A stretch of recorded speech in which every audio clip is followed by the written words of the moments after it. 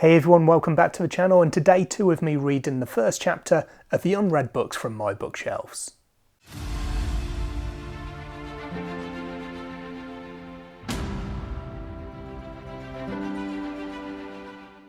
So the quick recap from the first video in this little series is I've got 28 unread books on my bookshelves. This is only the books that are book one in a series that I've not read any of the series previously, and also that I've not sampled previously a first chapter from. So of those 28 books, I've split them into batches of 5, and I'm going to read 5 or 6 first chapters each day this week. Today's batch is a 6er, and I'm going to start off with the book at the top here being The Trials of Ashmount by John Palladino.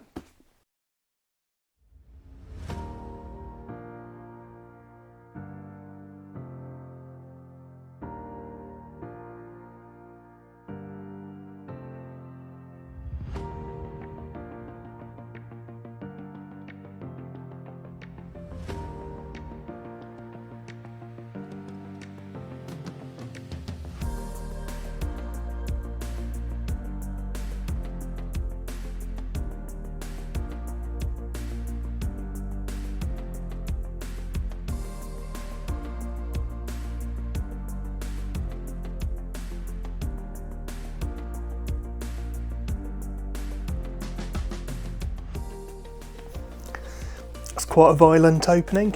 So we start off with a 30-year-old man peeing himself. He's hiding because he's in a tavern, and basically there's 3 people, I think it is, who have gone in and basically killed everyone there. They're looking for someone, and in a case of mistaken identity, they take our hiding wetter. He's not a magician, he's a bard, but they're looking for a magician, and basically they find him there. They know that this magician's there, and they find him hiding, so they assume it's him. They think they recognise him because they've been slighted by him, or at least one member has, 15 or so years ago. And I don't know whether they kill him, but they either kill him or they get very close to at the end there. So it's quite bloody, it's quite violent. There's a bit of magic here. There's the innkeeper is the last one, the only one you actually see die. Everyone else has been killed before the book starts. And when you see it, it's kind of smoke rising from a hole in his chest basically, and that's kind of what you get at the end as well. You get a bit more of a close-up look at this magic, so it's not really explained. You don't see enough of it to get a picture of it, just to know that there does appear to be some magic involved as well. So there's not too much to it. Presumably, if that's our main character that we're seeing this opening from, he dies or he's very close to, so I assume there'll be a different character moving forwards. I don't know. It's interesting enough. I don't mind bloody violence in a fantasy as long as it serves a purpose. Obviously, with one chapter down, it's too early to tell whether that applies here. I'm going to move on to a book that I've had on my shelf for a good long time. I got this one because I thought the cover looked pretty cool. It's Hope Unread, very shiny there, by John Scovron. I've not read any of his work before, so this will be a first for me.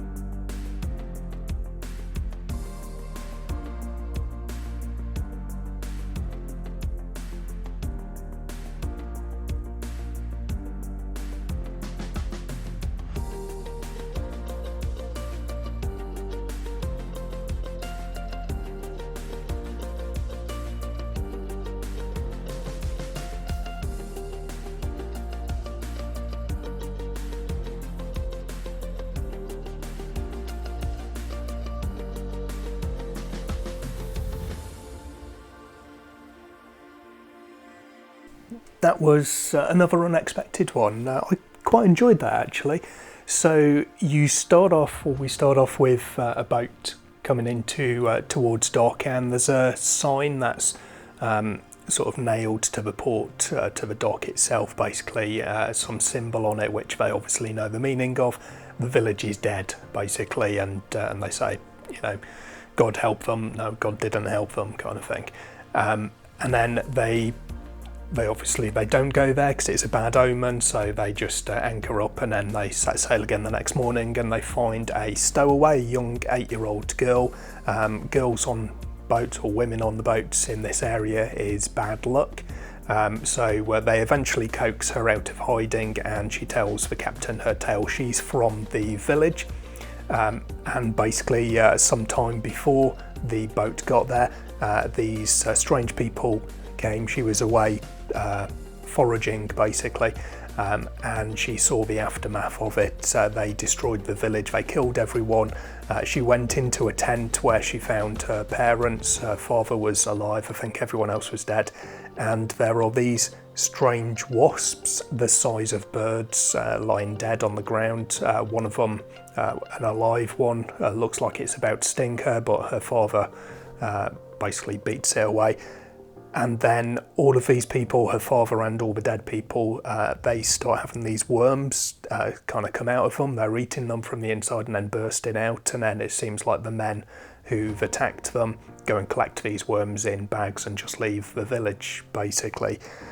So it's very odd, very interesting. Again, quite a brutal and reasonably graphic one, and it seems like it's going to be a revenge story, I would imagine. That would certainly tie in with the front cover. Our 8-year-old girl is basically dropped off at a monastery for a few years to act as a servant or something, because she's a bit broken from what she's seen. Basically, she's seen things that no one should ever see. So she's called Bleak Hope, after the name of the village that she was from, because she hadn't told anyone her name, basically. So yeah, it seems an interesting one. I've had this one on my shelf for a long time and just never ever got round to picking it up, but I'm quite interested to now. This next one is another one that I've had for a little while, someone who appeared on one of my early indie showcases. This is The Collector's Offer: Making of Elements by Joseph Delichny.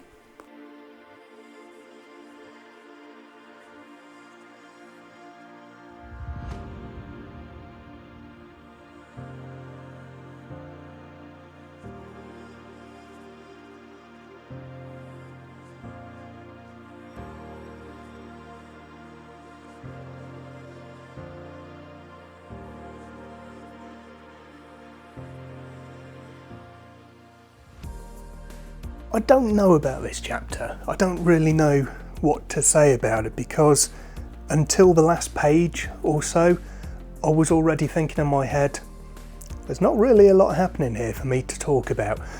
So we've got a little bit of world building in here. We've got this cancer, which opens up the first line, says the cancer can no longer be controlled. So we've got this horrible disease that's spreading, basically. I mean, a cancer isn't something that would normally spread in that sort of way, but it's kind of the way it's described. And we've got a king and his council there, basically, and the prince comes in, is told off, referring to the king as father. In this chamber you shall call me king. The king is asking him if he's been training, and the son says yes, he's been training on his own.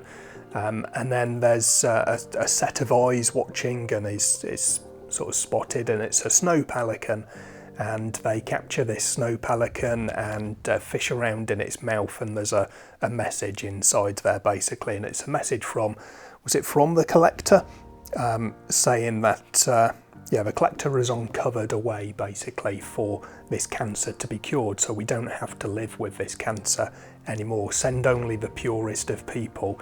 The price is worth paying. Paying in double. And that's kind of it. So there's a little bit of intrigue there, because you've got this cancer and you don't know what's going on. But I didn't get anything whatsoever from the characters in here to start off with. It wasn't the longest of chapters, but there wasn't much there. One thing I did notice, which is the publisher. This is a small press publisher, Dionysus Press Dionysus. One thing that I don't like from it is the hyphenation. This is something that I've battled with when producing my own books for the advent of winter. The hyphenation in here is, it looks like it's down to 2 letters, so anything 2 letters or more is open for hyphenation. So power was one that I saw where you had POW on one line and then the ER on the line below, whereas I would prefer to have longer if hyphenating at all, because it means that there are so many of them in here. It really starts to break it up a little bit. You don't get them where you've got multiple hyphens in consecutive lines, but there are quite a lot of them on each page, and for me it kind of broke up the flow a little bit, and it took me away because I was thinking that's a bit odd to have that. You don't normally see it for such short, 5-letter words, but that's by the by. The chapter itself didn't really do anything for me, so this one might be the first dud opening chapter that I've had so far. Next up, I've got Shadow of the Winter Moon by Cam Sinclair, which is a very monochrome looking cover. There are some reds in there as well, but it's quite understated there. I do quite like that though, because it's the sort of cover design that I do quite appreciate. Let's have a look what we've got for this one.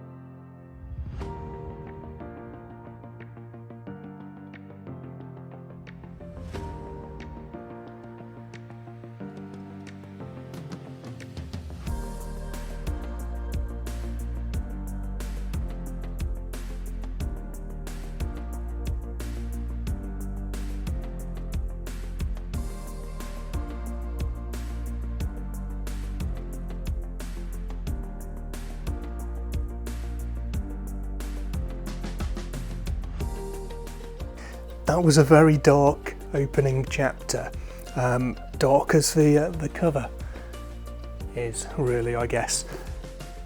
Not what I expected. I didn't have any expectation. So we've got 2 young boys we start out with. Does it give an age for them?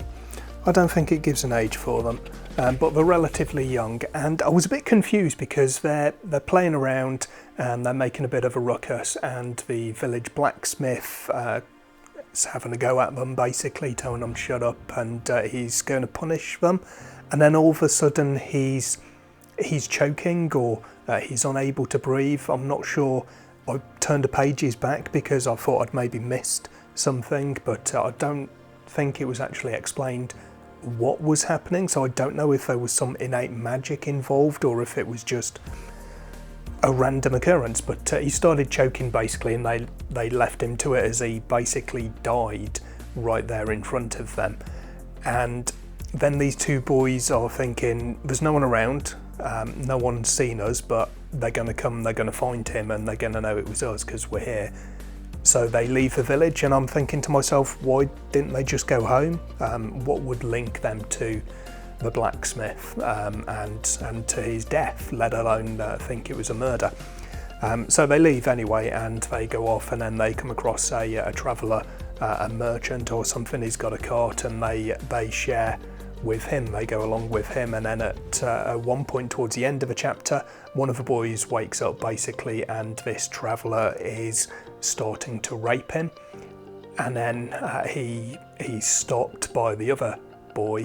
Basically he comes upon them and takes an old knife and starts sawing through the guy's neck to the point that he actually manages to cut his head off, which must be a pretty good feat, because I'm sure it said it was a pretty old and not exactly a sharp knife as well. And they say basically, right, we're gonna we're going to dump this body and just carry on for ourselves, and that's that. So there's not really any world building beyond a bit of geography that we have in here, but it does tell me that it's going to be, I would imagine, quite a dark and bloody and brutal book. Outside of that, I don't really have too much to go on this one. Talking of not too much to go on, if I remember correctly, this next one might be in that case. So this one is by Daniel Cuervanegro. It's Sins of the Maker, and I think it takes me a while to get to chapter 1 because there's quite a lot of stuff at the front of the book, maps and images and lists and so forth. I've got a prologue here which is 3 pages, and then chapter 1 is 2 pages, so we'll see how we go. It is quite small text, so maybe there is enough to get into that. I'll find out.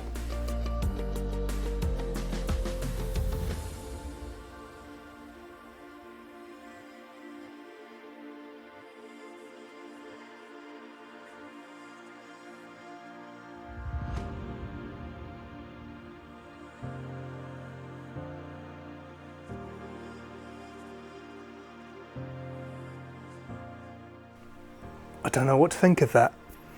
There wasn't much to go on. As I said, there's not much text. I did read chapter 1 as well, so that's 5 pages in total here, but it didn't tell me anything really. Maybe it's just not the sort of book that I read. So the prologue has a woman with a newborn baby. She's running. There's I think it's a wolf chasing her, or the kind of allegory for a wolf chasing her. It kind of reads a bit like a parable, perhaps, and then she's basically caught, and she names this child when she's asked. She says her name is Sarah, and then it skips to the last paragraph of the prologue, and there's an archbishop announcing this to the world, basically, Sarah, the 34th incarnation of God, and he holds this baby up.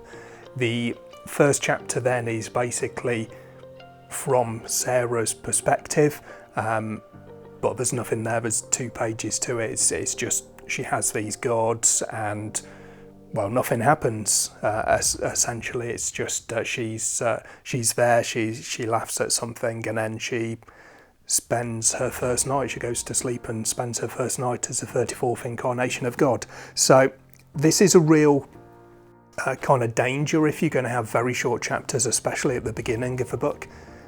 I got nothing from that whatsoever, and you got nothing from that because I wasn't able to deliver it to you. I wasn't able to tell you anything that happened here because nothing really happened outside of a couple of short things. So big beastie of a book. There's lots of artwork and maps and appendices throughout this book, not just the appendices at the end, but that kind of detail within here. But so far, story-wise, I don't know. I'm kind of at a loss. Let's move on to this one's actually the first hardcover in the collection, Dragonfall by L.R. Lamb. Now, I'm normally someone who reads with the dust jackets removed from a hardcover, but because I'm only going to be reading the first chapters, let's see how I get on keeping it on.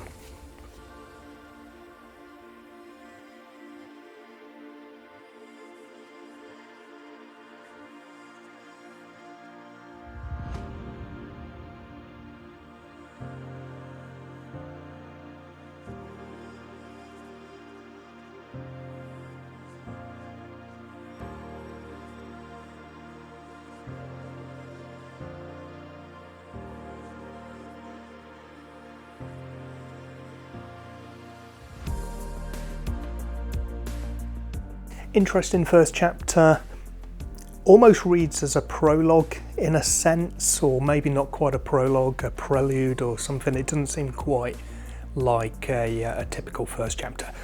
We are in the point of view of a dragon, and the dragon has a preterite form. Don't know, it's not a word I'm familiar with, whether it's an in-world in world word or not, but it's kind of like a human form is the impression that I give. He's the last male dragon. There's a prophecy about him and how he will save dragonkind, I guess. The prophecies are kept locked away because the previous last male dragon, by the sounds of it, or the last one before him, however, went mad basically from it. So he decides that he's going to break into where these prophecies are and try to find out. Basically, there's more written about him there, so he wants to know it. His sister tries to stop him. He finds, I think he's escaping from there basically, and she's trying to call out to him using, I don't know if it's mind speak perhaps, but she's trying to stop him. He sees this tear in the veil, it's called, and he dives for it and he goes for it, and it seems like it's kind of a veil, a rift between worlds perhaps, or something along those lines. He goes through it, is injured in doing so, and transforms to his preterite form and lands there basically all injured, catches a scent on the wind, and it's the first human he's ever seen, and he basically says, "It was you, this is our story." So it's the story of him and this human.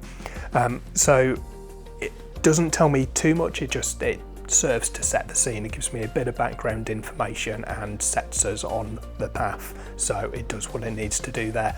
I don't like the fonts in this. I was going to have a look. Yeah, the whole book is in this font. It's not the easiest to read. This mind speak, I take it as that we had there between the dragon and his sister, was in italics, and that one especially is difficult for me to read at any quick pace. I have to really focus on it. The Roman font in it, I did kind of squint up close to it at one point, because I'm not sure if it was a print quality or not, but there was a bit early on that looked a little bit almost blurred and out of focus, so that's not great. When I do get round to reading this one, I might have an ebook of it. If not, I might get an ebook of it, because I think that'll be easier for me to read. So that's the second batch of 5 different batches of books that I'm going to be reading this week. Let me know down below what you thought of these ones. Have you read any of these books, and what did you think of them? I'll hopefully catch you in the next video sometime soon. Batch 3 will be up for you to look at tomorrow. In the meantime, take care of yourselves, read some good books. Bye for now.